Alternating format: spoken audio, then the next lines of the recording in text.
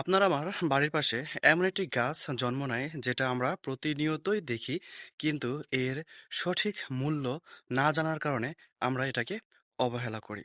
এর মূল্যটা যদি আমরা জানতাম, তাহলে কখনোই আমরা এটাকে অবহেলা করতাম না। কিন্তু আমরা এর প্রকৃত মূল্য না বোঝার কারণে প্রতিনিয়তই আমরা এটাকে অবহেলা করে আসছি। কথা বলছি তুলসী গাছ নিয়ে। শুনে মনে হচ্ছে, আরে এটা তো আমাদের প্রায় মানুষের বাড়িতে আছে বা বাড়ির আঙিনাতে বা আশেপাশেই তো আছে। আমরা তুলসী গাছ বলতে বুঝি যে শুধু সর্দি কাশি হইলেই এর পাতার রস সেবন করলেই ঠিক হয়ে যায়। এই একটি উপকারী আমরা বুঝি।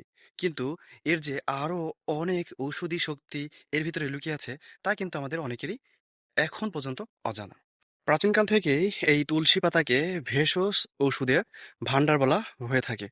প্রতিদিন সকালে 3 থেকে 5টি তুলসী পাতা খালি পেটে চিবিয়ে খেলে শরীরের রোগ প্রতিরোধ ক্ষমতা বৃদ্ধি পায়, সর্দি কাশি দূর হয় এবং রক্তে শর্করার মাত্রা নিয়ন্ত্রণে থাকে। এসব কিছুর পরেও বিশেষ কিছু সমস্যা সমাধানে এই তুলসী পাতা ব্যবহার করা হয়ে থাকে। সর্দি কাশি উপশম করতেও এই তুলসী পাতা ব্যবহার করা হয়ে থাকে, এটা তো আপনারা অনেকেই জানেন। যাদের সর্দি কাশি রয়েছে তারা যদি এই তুলসী পাতার রস আধা চা চামচ মধুর সঙ্গে মিশিয়ে যদি সেবন করেন নিয়মিত কিছুদিন, তাহলে খুব দ্রুত সর্দি কাশি থেকে উপশম পাওয়া যায়। সর্দি কাশি দূর করতে তুলসী পাতা টনিক হিসেবে কাজ করে থাকে। এই তুলসী পাতার রসে রয়েছে প্রচুর পরিমাণে অ্যান্টি অক্সিডেন্ট এবং ভিটামিন, যেটা আমাদের শরীরে রোগ প্রতিরোধ ক্ষমতা বৃদ্ধি করতে সাহায্য করে থাকে। এমনকি মানসিক চাপ এবং ক্লান্তি দূর করতেও কিন্তু এই তুলসী পাতা ব্যাপক ভূমিকা রাখে। এখন অনেকেই প্রশ্ন করতে পারেন, কিভাবে? এই তুলসী পাতার রস চা হিসেবে যদি সেবন করেন, তাহলে মানসিক চাপ এবং ক্লান্তি দূর হয়। এটা দূর করতেও এই তুলসী পাতার চা গুরুত্বপূর্ণ ভূমিকা রাখে। শুনতে অবাক হলেও এটাই সত্যি যে ত্বক উজ্জ্বল রাখতেও তুলসী পাতার কিন্তু জুড়ি নেই। কিভাবে?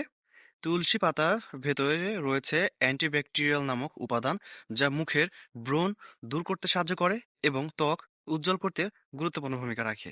এছাড়াও আরো বিভিন্ন সমস্যায় এই তুলসী পাতা ব্যবহার করা হয়ে থাকে, কিন্তু আমাদের কাছে অনেকেরই কাছে এটা কিন্তু অজানা ছিল। আমরা শুধু জানতাম সর্দি কাশি হইলেই তুলসী পাতার রস খাও, তাহলে ভালো হয়ে যাবে। কিন্তু এত গুণাগুণ যে এর ভিতরে লুকিয়ে আছে, এটা কিন্তু আমরা অনেকেই জানি না। যার কারণে আমরা এই পরিচিত, এই চেনা গাছটিকে অবহেলা করি। দেখুন, সবার বাসার আশেপাশে, বাড়ির আঙিনায়, রাস্তার ধারে এই গাছটি কিন্তু রয়েছে, কিন্তু আমরা এটাকে অবহেলা করি। চিনি, কিন্তু অবহেলা করি।